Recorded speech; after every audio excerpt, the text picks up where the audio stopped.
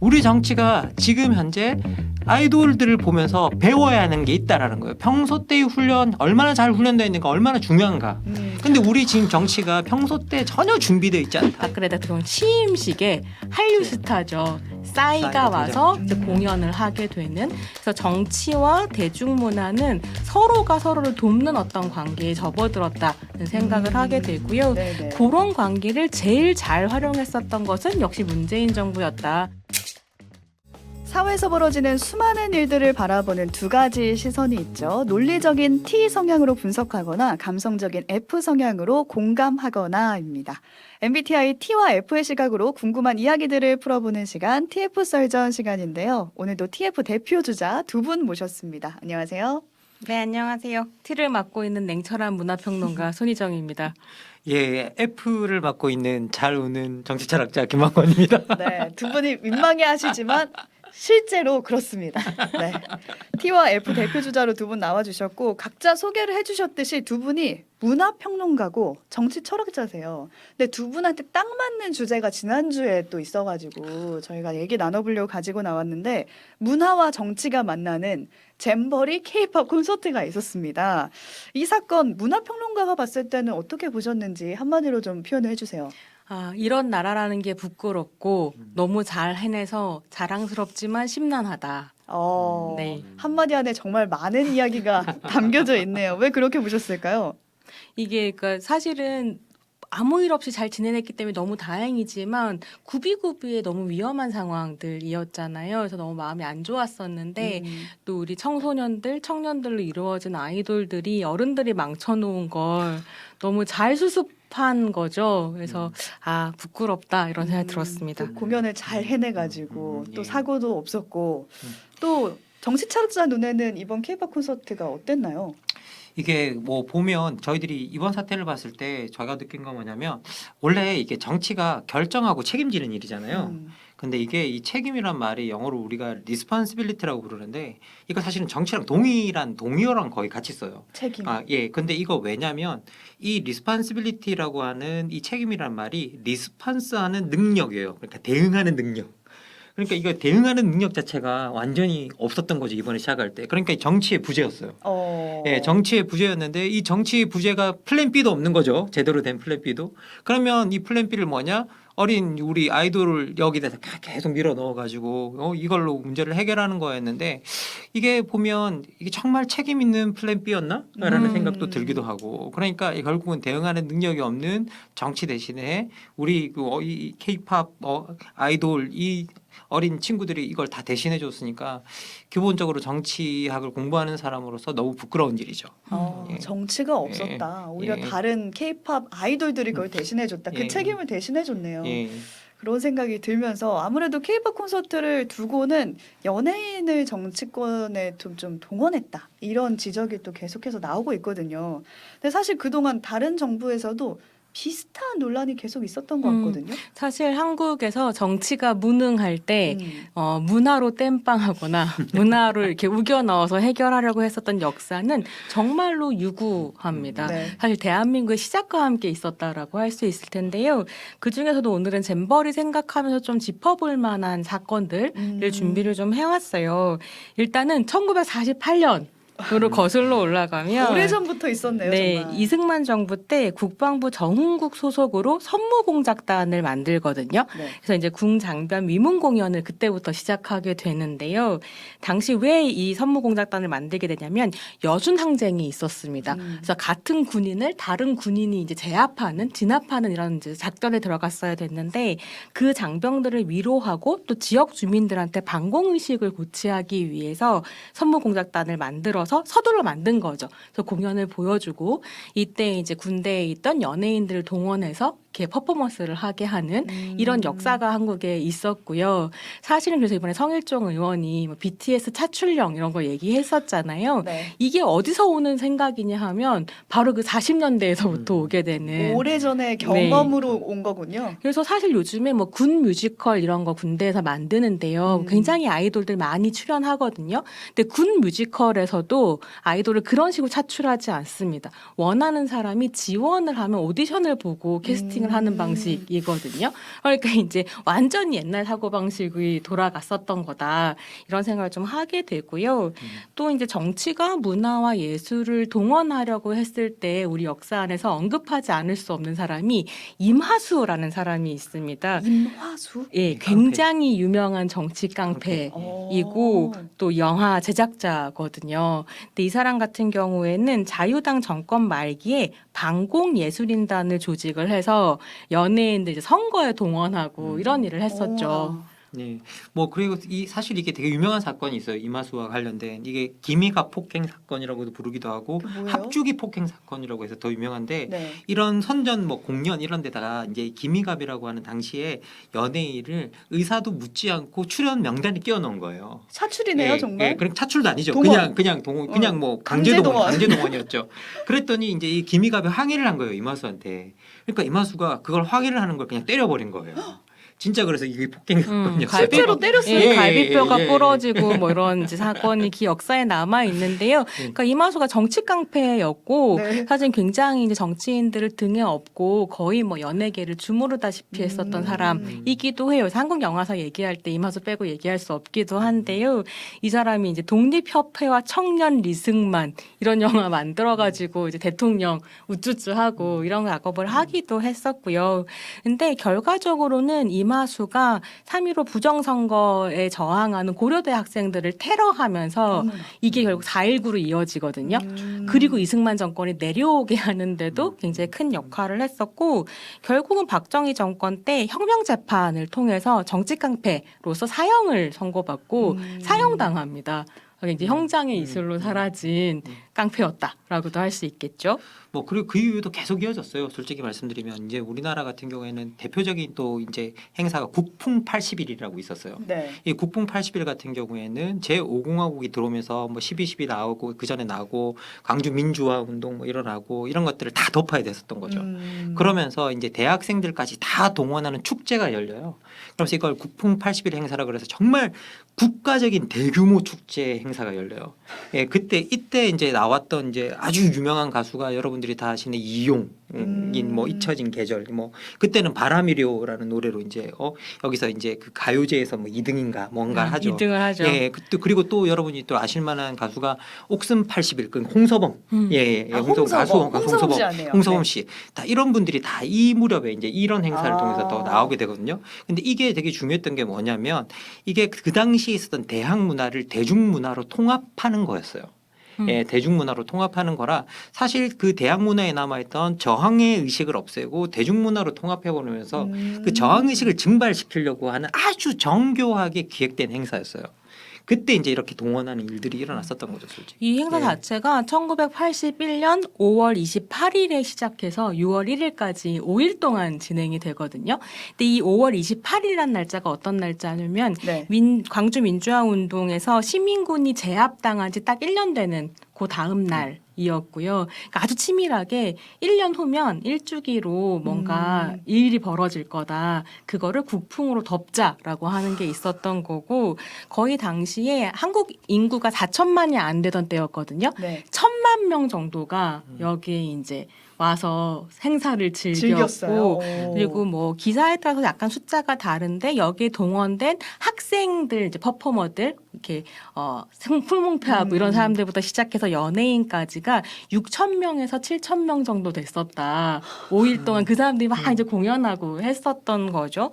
그러니까 엄청나게 이제 큰 행사였었던 건데 사실은 관제 행사로서 이렇게 성공하는 행사는 잘 없었던 것 같다. 는 생각이 들고 이거를 기획했던 사람이 허문도라고 허문도? 예, 예, 당시 청와대 공보비서관이었어요. 그래서 굉장히 유명한 사람인데 언론인 출신이기도 하고요. 칭찬받았겠네요, 그 당시에. 근데 그 사람 그쵸. 그 되게 중요한 일을 했고 심지어 이 사람이 이런 문화 기획을 함과 동시에 뭘 했던 사람이냐면 언론통 폐합했던 사람이거든요. 그 TBC 없애고 나중에 JTBC 전신이었던 TBC 없애고 막 이렇게 했었던 사람인 거죠. 그래서 제가 잼버리랑 국풍 80일 지금 굉장히 많이 연결해서 이야기를 하는데 가만히 생각을 해보니까 윤석열 정부랑 되게 비슷한 거예요. 전두환 정치권이랑 그래서 보통 이제 시사 프로그램 보면 윤석열 정부는 이명박 정부의 재탕이다 이렇게 평가를 많이 하는데 문화나 언론을 대하는 태도는 전두환 정권의 재탕인가 이런 생각이 좀 들기도 하는. 근데 이런 연예인 동원이 좀 나아지고 있는 거 아니었나요? 그런 국풍 80일 이때보다는? 근데 이제 90년대로 넘어가게 되면 한국이 민주화가 되죠. 그쵸. 그리고 이제 자유시장이 드디어 정말 완전히 열리게 되면서 대중문화의 시대가 도래하고요. 더 이상 그렇게 연예인을 예전처럼 뭐 딴따라라고 폄하하면서 마음대로 동원할 수 없는 시대가 열립니다. 특히나 90년대 후반으로 넘어가게 되면 드디어 한국 사회에 팬덤 문화가 생기거든요. 이 팬덤이 더 무서운 거죠 이제. 그렇죠.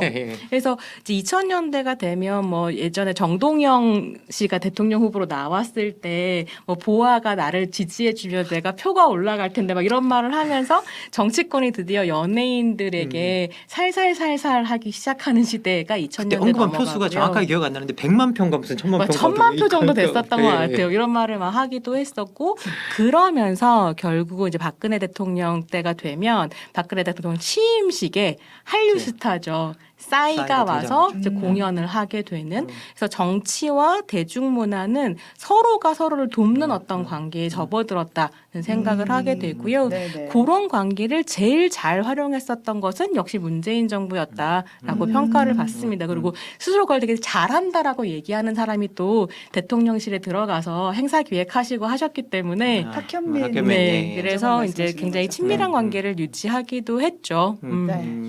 이런 우리 이렇게 정치에 연예인이 동원되는 그런 게 우리나라에서만 벌어지는 일인가요? 아니면은 외국에서도 이런 일이 가끔 이게 있나요? 정치와 이렇게 그 문화적인 것들이 연예인이 동원되는 뭐 거는 아주 오래전 역사를 가지고 있죠. 특히 이게 나치 때도 뭐 당연히 있었고요. 그리고 나치 때는 아마 제가 이름만 말씀드리면 정말 그 손희정 선생님께서 2시간 정도 이야기할 수 있는 인물이 있어요. 여기 레니 리펜슈탈이라 그래서 아주 유명한 여성 배우이자 영화 감독이었어요. 근데 이분이 그 아주 유명한 다큐멘터리 제작자였거든요. 근데 이 다큐멘터리에서 의지의 승리라고 하는 아주 유명한 니른베르크 전당대회라고 해서 나치가 본격적으로 지지율이 급상승하는 전당대회가 있었어요. 그거를 다큐멘터리로 만들었는데 그걸 너무 잘 만든 거예요. 이게 첫 장면이 어떠냐면 그 구름이 이렇게 있으면 구름 사이로 비행기를 타고 히틀러가 쫙 내려오면서 땅으로 내려오는 장면이거든요. 이게 신이 내려오는 장면이에요. 어머나. 아이고야. 그래서 이제 그런 식으로 이제 이렇게 묘사를 해서 너무너무 이게 잘 만들어서 이게 예술적으로도 엄청 높이 평가를 받았어요. 그래서 이게 아마 국제 영화제 이런 데 상도 받았을 거예요. 네, 그거 네. 워낙 잘 만들고 어떤 식의 이제 영화 언어들을 발명해낸 사람이냐면 히틀러가 막 연설을 할 때 카메라를 얼굴 밑에 두고 패닝을 하는 거예요. 뱅글뱅글 돌면서 말하자면 신격화하는 이런 식의 영화 언어들을 만들면서 이제 히틀러에게 되게 복무했었던 사람이고 저 같은 페미니스트 영화학자들은 굉장히 내적 갈등이 있는 거죠. 왜냐하면 영화도 굉장히 오랫동안 남성 중심적인 예술이었기 때문에 여성 예술가가 이렇게 뛰어나기가 쉽지가 않은데 뛰어나긴 굉장히 한데. 높이까지 갔던 사람이고 하지만 나치에 복무했었던 사람이기 때문에 여성 감독이라고 무조건 지지할 수 없는 그렇죠. 이런 어려움들이 있는 거죠. 네, 지금 전서영님이 오늘 옷 때문에 꼬꼬무 듣는 것 같아요 하셨는데 저희가 잼버리 K-팝 콘서트 얘기를 이렇게 쭉 이어가다가 나치 얘기까지 오게 될 줄은 진짜 몰랐어요. 그러니까 이게 좀 어려운 건 뭐냐면 그 문화가 굉장히 정치랑 분리될 수 없는데 항상 연결되어 있어요. 한편으로는 정치가 문화를 그냥 착취한다라고 생각하기 쉽지만 어떻게 보면 예술가들도 아티스트들도 그걸 기회로 잡는 경우들이 분명히 있거든요. 맞아요. 이게 리펜슈탈이 대표적인 케이스였어요. 리펜슈탈이 원래 배우를 하다가 영화 감독을 너무 하고 싶어 했었어요. 그리고 영화 감독으로 제작자로 되게 성공하고 싶어 했었는데 이 리펜슈탈이 원래 무용가였고 되게 육체의 아름다움을 추구하고 뭐 다 이게 게르만 민족의 아름다움 뭐 이런 것들을 보여주고 싶어하고 뭐 이런 거 있었는데 그때 마침 히틀러가 그런 사람을 찾고 있었던 거죠. 그 기회를 잡은 거군요. 그러니까 그 기회를 사실은 잡은 거였어요. 리펜슈탈이. 예. 근데 얘기를 지금 쭉 나누면서 계속 떠오르는 사건이 하나가 있는데 박근혜 정권 때 있던 문학의 블랙리스트 사건이에요. 그러니까 정권과 연예인이 서로가 서로를 도우는 방식도 있지만 활용하는 방식도 있지만 한편으로는 박근혜 정권 때 문학의 블랙리스트 사건도 있었단 말이에요. 뭔가 탄압하는 경우 이때도 혹시 어떤 생각을 하셨는지? 뭐 이게 사실 이제 문화 예술을 늘 정치가 이용도 하면서 통제도 하려고 그래요. 통제도 하려고 하는 게 하나의 예를 들면 나치 때 정말 예술을 정말 잘 활용했었거든요. 그럼에도 불구하고 또 한편에서는 예술을 철저하게 통제한 측면도 있었는데 나치가 타겟으로 삼았던 게 퇴폐 미술이라는 게 있어요. 근데 이 퇴폐 미술이 뭐냐면 그 당시 뭐 표현주의 이래서 인간의 몸을 좀 비정상적으로 표현하거나 뭐 여러분 아시는 뭐 뭉크 같은 작품들 있잖아요. 그런 작품들처럼 이렇게 인간의 뭐 이렇게 정상적인 뭐 근육이나 이런 것들을 드러내지 않고 인간을 단순화시키고 막 이런 표현들 같은 것 같은 작품들을 타락한 작품들이라고 생각을 했었거든요. 그래서 이런 작품들을 다 금지시켰어요. 그래서 그 대표적인 사람이 누구냐면 에른스트 키르히너라는 이게 유명한 화가가 있는데 이분은 작품이 거의 600개 정도가 검열에 걸려요. 그리고 이분 같은 경우에는 되게 그 1차 대전에 참가했던 그 예술가였거든요. 네. 근데 이분이 1차 대전을 참가하고 난 다음에 전쟁에 참혹함에 질려버린 거예요. 그래서 이 사람이 자기가 전쟁이 끝나고 돌아와서 군인으로서의 자기 자화상을 그리는데 자화상에 눈에 초점이 없어요. 그리고 오른손 그 그림을 그리는 손이 잘려 나가 있어요. 그러니까 자기가 더 이상 예술가로서의 창작 의욕이나 이런 것들 그러니까 창작하는 어떤 그런 능력을 잃어버렸다라는 걸 이제 상징하는 거였죠. 그러면 당시에 이제 나치들은 사람들을 동원하고 이래야 되니까 이런 예술 작품들을 반드시 통제해만 했던 거예요.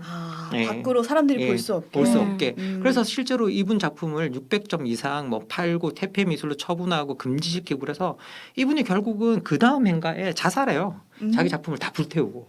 근데 그게 하나의 화풍일 수 있었는데 그걸 아예 못 나가게 해버리니까. 그러니까요. 이제 그래서 실제로는 어떻게 보면 그런 것들이 영향들을 미친다라는 거죠. 그리고 또 대표적으로 우리가 60년대 정도로 돌아오면 60년대에 또 대항 문화라는 게 있었거든요. 네. 여러분들이 잘 아시는 뭐 히피 문화 이런 것들이 다 대항 문화의 일부였고 그리고 그 히피 문화가 사실은 알고 보면 가부장적 문화로부터 벗어나는 되게 대표적인 저항 문화였어요.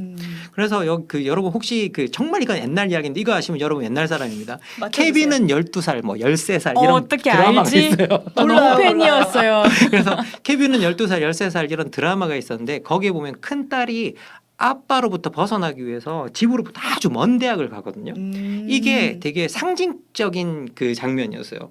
그 당시에 큰딸이 아빠의 품을 떠나가는 거예요. 이제 아주 멀리. 근데 그 큰딸이 히피예요. 그래서 그런 게 이때 또 그러면 이런 문화들이 또 어떻게 보면 지금의 페미니즘 이제 제2 물결 이런 것들하고도 사실은 다 맞닿아 있던 순간이었거든요. 그래서 정치적으로 어떻게 보면 아주 통제해야 되는 그런 순간들이에요. 왜냐하면 지금 미국 기독교파는 이때 빼앗겼던 권력을 차지하고 있어 아직도 싸우고 있어요.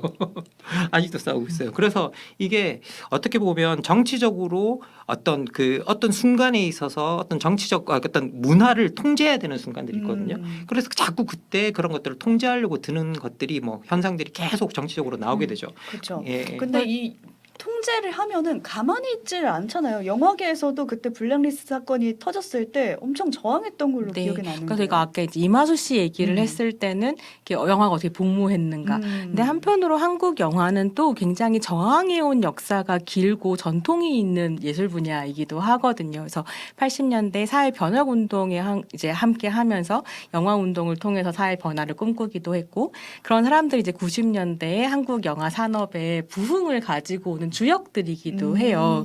그래서 2007년, 2008년에 이제 이명박 정부가 들어서면 한국 영화는 좌파라고 하면서 한국 영화 죽이기가 시작이 되거든요. 이때 당시에 얼마나 흥미로운 사건이 있었냐면 2009년 즈음에 한 연예인이 아이돌이었다가 이제 영화 배우로 직업을 바꾸면서 영화판에서 살아남고 싶었는데 그게 좀 힘들었던 시기였던 거예요. 그래서 인터뷰에서 뭐라고 얘기하냐면 한국 영화계는 좌파다. 굉장히 우호적이지 않다. 이렇게 인터뷰를 해서 막 논란이 됐었어요. 인터뷰에서 그렇게 말해서. 근데 이게 왜 논란이 됐냐면 그냥 좌파다라고 얘기할 수 있지만 좌파를 어떤 의미로 썼느냐가 문제였는데 아이돌 배우들을 배척한다. 라고 하는 의미로 좌파란 말을 쓴 거예요. 그러니까 이게 얼마나 정부와 언론에서 한국 영화는 좌파야. 근데 왜 좌파인지를 설명하지 않았으면 좌파란 말 자체가 앞뒤가 꽉 막힌 융통성 없는 사람들이라는 의미로 이제 이 배우가 이해를 하고 있었던 거죠. 나중에 사과하고 내가 좌파란 말의 뜻을 잘 몰랐다. 이렇게 얘기하기도 했는데요. 저는 그게 그 개인의 잘못이 아니라 그때 당시 사회의 분위기였다고 생각하거든요. 근데 왜 그런 말이 나오게 됐냐면 이명박 정부가 생각하기에 정권이 김대중 노무현으로 넘어갔었던 데에는 이게 영화라고 하는 당시에 가장 강력한 힘을 가지고 있었던 대중문화에 영향이 있었다라고 판단했었던 것이고 영화계 안에 그런 소위 사회 변화를 원하는 사람들을 없애야겠다라고 하는 이제 검열이 들어왔었던 거죠. 그리고 그런 작업들이 박근혜 정부까지도 이어지면서 블랙리스트가 네. 만들어지고 실제로 영화진흥위원회를 통해서 지원금 같은 거를 주는 데에서 이제 뭐 그렇게 리스트에 오른 사람들을 배제하고 화이트리스트 사람들에게 지원을 몰아주고 이런 일이 있었고요. 이제 문재인 정권 들어서고 나서 계속 이제 진상규명 해달라 뭐 이런 얘기를 하면서 변화를 또 만들어가고 있죠. 네, 정말 문화와 권력의 관계가 복잡한데 이 얘기는 보너스 토크로 뒤에 가서 이어가도록 하겠습니다. 네, 라디오 청취자분들과는 인사 나누고 지금 유튜브로만 함께하고 있습니다. 저희가 결론을 못 내고 끝내가지고 중요한 결론이 있었어요. 이걸 얘기하면 할수록 문화와 권력의 관계가 굉장히 복잡하다. 그러면 이 둘 사이에 바람직한 관계란 도대체 무엇이고 그걸 만들어가기 위해서 우리가 어떤 걸 해야 되나 이런 걸 좀 여쭤보고 싶었거든요. 저희가 이제 들어오기 전에 대화를 나누면서 이거 4번 누가 답할 수 있냐. 근데 좀 4번은 정말 답할 수 없는 바람직한 질문이다. 관계 네. 없어요. 저는 정답 없다고 생각하거든요. 저도 그렇습니다. 예, 얼마든지 저는 예술이나 문화가 정치에 필요하다면 복무할 수 있다고 생각하고 정치도 필요할 땐 문화화돼야 된다고 생각하기는 하거든요. 근데 지금은 정치가 늘 상시적으로 그냥 대중문화가 되어 있는 것이 문제고 문화는 정치화되어 있지 않은 게 문제인 것 같다라는 생각을 좀 하기도 해요. 뭐 기본적으로 이렇게 문화와 권력이 관계가 없었던 적이 없어요. 권력은 대중적으로 영향력이 있는 사람이 있으면 누구나 이용하고 싶어요. 이게 문화가 아니더라도 누구나 이용하고 싶어하고. 그래서 막 예. 셀럽 이용하잖아요. 그쵸. 정치인들이 이제 발언하고 누구랑 친하다고 하고. 그래서 이게 그리고 정치인들이 친하다는 말은 절대 믿으시면 안 됩니다. 한 번 아니면 두 번 봐도 친하다 그래요. 스쳐도 스쳐도 스치기만 친하다고. 해도 그 몇몇 사건들이 있었잖아요. 네네. 예. 그래서 스쳐도 친하다 그러기 때문에 정치인들이 친하다는 말은 진짜 잘 믿으시면 안 되고요. 그리고 이제 기본적으로 뭐 어쨌든 정치는 언제나 특히 권력은 어떤 특히 문화적으로 영향력이 있다 그러면 늘 이용하고 싶어하죠. 그래서 언제나 그 사이에 거리를 적당하게 두는 게 되게 중요한데 저는 그 거리를 두는 기준이 하나 있다 그런다면 언제나 뭔가 권력과 문화가 뭔가를 같이 한다 그러면 그게 진짜 우리가 말하는 민주적 가치에 맞는가? 예, 우리가 다 합의된 민주적 가치에 이게 정말 상응하는 일인가? 그런 일이라면 서로 같이 해야 된다고 생각해요. 근데 그게 아니라 어떤 특정 권력의 어떤 지지나 어떤 뭐라고 연장이나 뭐 이런 것들에 봉사하는 일이다? 그러면 이제 그런 일은 문화가 명백하게 거리를 둬야 되는 그런 부분이 있다는 생각이 들어요. 그래서 우리가 이게 뭐가 민주적 가치냐라고 묻는 분들이 되게 많으신데요. 그 민주적 가치가 사실 알고 보면 우리 헌법에 다 쓰여 있어요. 예, 우리 헌법에 다 쓰여 있어요. 그러면 아니 정부가 우리 뭐 개인의 권리를 보호하고 싶어하고 생존권을 보호하고 싶어하고 뭐 잘 살 수 있는 권리, 행복할 수 있는 권리 이런 것들을 우리가 조금 보호하고 싶어하는 그런 행사를 하고 싶다. 그런 것들은 같이 하면 된다고 생각해요. 저는 충분히. 그러면 저는 사실 그래서 그러니까 이번에 잼버리에 대해서 사실 굉장히 화가 나고 불쾌했었던 건 저는 뭔가 공동체 그게 비록 국가라고 하더라도 공동체에 어떤 식의 위기가 닥쳐왔을 때 기꺼이 자발적으로 이번에 문체부도 굉장히 강조했잖아요. 그쵸. 자발적. 아이브가 자발적으로 자발적으로 아티스트들이나 문화인들이 동참할 수 있다고 생각하거든요. 그게 문제라고 생각하지는 않아요. 근데 이게 정말로 국익을 위한 일이었냐, 우리 공동체를 위한 일이었냐라고 생각하면 그게 아니라 윤석열 정권을 위한 일이었다고 생각하거든요. 왜냐하면 이게 이 윤석열 정부가 잼버리에 벌어진 어떤 여러 가지 일들의 책임을 지고 이거를 수습하려는 과정에서 K-팝 한류 뭐 콘서트를 하겠다라고 했으면 저는 오케이 할 수도 있었다고 생각해요. 국민의 한 명으로서. 근데 그게 아니라 잘못은 다 전 정부가 했고 우리 이거 그래도 잘 해냈는데 IMF 금모이 그게 하는 것처럼 지금 돌파해 나가고 있는데 그거 한류로 땜빵하겠다? 이거는 사실은 정권 면피용이고 너무 수치스러운 일인 거죠. 그러니까 이제 아이돌 아티스트 안에서도 부르심을 받아 나간다 이런 식의 이제 표현이 SNS에 올라오는 상황을 만들었다는 거. 근데 고민은 되는 게 있어요. 이게 한국의 어떤 예술 분야도 이렇게 케이팝처럼 국가에 잘 동원될 수 없거든요. 맞아요. 그러면 이렇게 국가에 잘 동원될 수밖에 없는 바탕이 어디에 있는가는 케이팝 산업도 스스로 비판적으로 좀 봐야 된다라는 생각이 들더라고요. 네. 물론 거기에 이제 뭐 카카오에 압수수색 들어가고 뭐 이런 일들도 있었기 때문에 얼마나 그러니까 그 국가의 힘으로부터 아티스트 혹은 뭐 소속사가 자유로울 수 있는가 또 어려운 질문이긴 하지만 이제 케이팝의 자율성, 케이팝 스스로 찾아야 할 힘이 사실 훨씬 많이 가지고 그쵸? 있잖아요. 네. 그런 생각은 좀 했습니다. 말 그대로 책임이 많이 빠져 있네요. 이번 잼버리 콘서트에서는. 그럼요. 이게 아까 제가 시작할 때 제가 방송 시작할 때 책임 이야기를 했었잖아요. 저는 이번에 사태를 보면서 우리 정치하시는 분들이 이건 하나 봐야 된다고 생각해요. 우리가 얼마나 정치 대응 능력이 없었으면 사태가 펑크가 나고 또 수습하는 과정에서 여러분 다 아시겠지만 예매는 입국도 안 했는데 입국도 안 하고 그뭐 예매 관심 없는 거죠. 그러니까 이게 입국도 안 한 이걸 또 맞으라고 또 배정해 놓고 사람은 안 오고 왜 안 오냐고 정부했더니 또 정부는 모르고 있고 뭐 파악도 못 하고 있던 그런 상황이었잖아요. 그런데 이번에 이렇게 급하게 불렀는데도 우리 케이팝 아이돌들이 엄청나게 잘했잖아요. 그쵸. 이건 평소 때 얼마나 훈련이 잘 돼 있는가를 보여주는 거거든요. 무대를 차려줬더니 그쵸. 바로. 그렇죠. 근데 이게 우리 앞에 정치는 그 두 번째 들어가서 우리가 그 대응하는 방식을 보면 얼마나 평소 때 훈련이 안 돼 있는가를 보여준 거예요. 우리 정치가. 예?